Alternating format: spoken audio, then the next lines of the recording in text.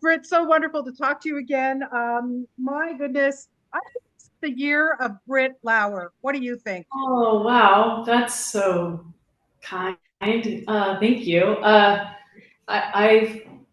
really bringing all the younger versions of myself along for the ride right now. Yeah. Uh, I was doing Jimmy Fallon a couple of nights ago and Yes. standing behind the curtain before I was walking out, and I was like, okay, just imagine like I'm 13 and I'm looking at what's happening and just feeling a lot of gratitude and I'm in a kind of state of awe, if I'm being honest. Well, you deserve everything. You're so fantastic in everything that you do. And this film, my God, I so enjoyed it. I would think when you were even just given the script and you read the full title of this movie, you were like, yeah, no brainer. I'm in.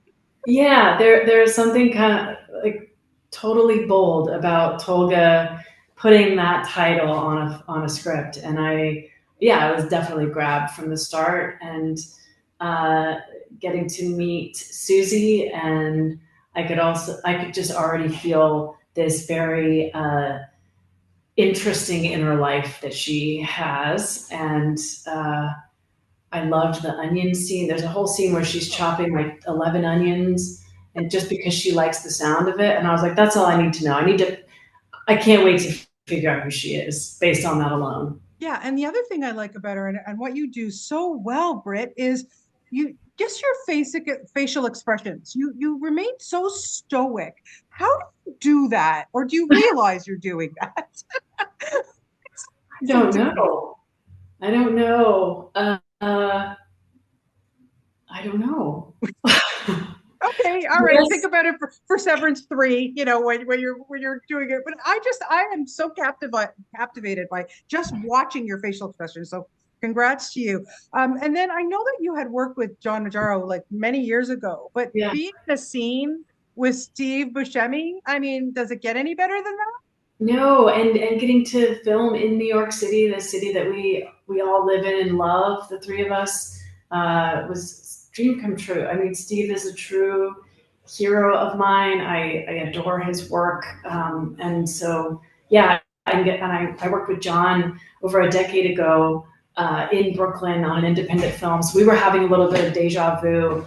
While we were filming a few of the scenes, we were like, "Oh, we were under this bridge 10 years ago doing a movie."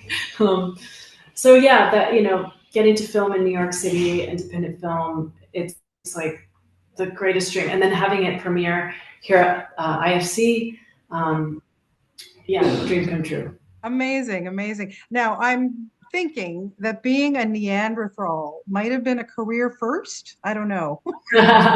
No, actually, John was the Neanderthal and I was a Homo sapien. Oh, you were homosexual. Okay, because the Yeah, makeup didn't tell me that. Okay, all yeah. right. Thanks for clarifying. His book was about the last Neanderthal man and a Homo sapien woman. Right. And Okay. so, but yeah, I did have a really beautiful unibrow that I was really proud of. Yes, you did. Yes, I was very impressed with the unibrow. Okay, thank you for clarifying that. I loved Okay. it. I thought it was very fashion. Yeah. What was it like to work with this director too? He's Turkish, correct? So this was his first film in English, I understand? Yeah, I believe so. Yeah. I loved his film Butterflies. Toga is a delight. He's just has a sense of humor like no one else I've ever met, and he's a joy to work with. Yeah, it must have been just so fascinating to just be in this, and a lot of night scenes too. Like what I liked about Susie is, like I said, she's so stoic. She's very, we know the wheels are turning in her head. She's like wants to get out of this marriage. She's has no more patience. And then we find out at the end she's a real badass too. What was it like to have that arc with her? Hmm.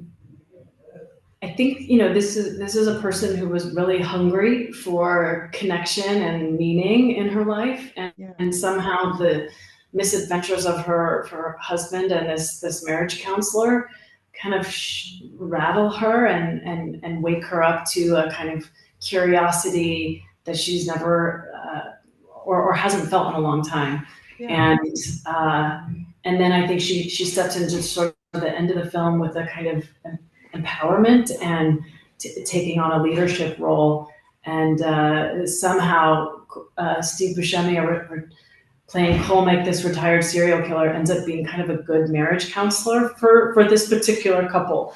Yeah, It's it like maybe works. exactly what she needed, this strange perspective. Yeah, yeah, it really works. Just to wrap it up, of course, I have to make reference to Severance because my God, you're so, so fantastic in that. I mean, it just, what a, oh God, as a major fan, what an amazing season. I mean, I loved Thank both you. seasons, but this season really lived up to it. Okay, so yes, we know there's going to be a season three. So I have to say one thing, I will never look at hard-boiled eggs again in the same way. I'm sure you Fair feel the same. enough.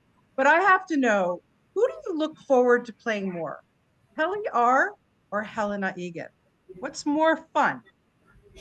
I can't choose. I love my job so much. To get to explore both sides of this person is a joy in either direction. Honestly, Yeah, I am a little biased towards Heliar because I've spent more time with her in season one, yeah, but I've grown to really have a great curiosity about Helena as well. yeah. Well, I can't wait to see where it goes. My God, what a thank you for everything. And like I said, Dark Miriam and this, and now you've got another show coming out with that you're going to be doing with Milo Ventimiglia. Like honestly, pinch it yourself, Oh, dear. thank you. I am. Thank you so much. Well, you deserve it all. You're so fantastic. Have yourself a fantastic weekend and best of luck with this film. I loved it. It was great. Thank you. Thank you. Thank you Bye, so much. Britt. Take care. Have a great weekend. Bye bye.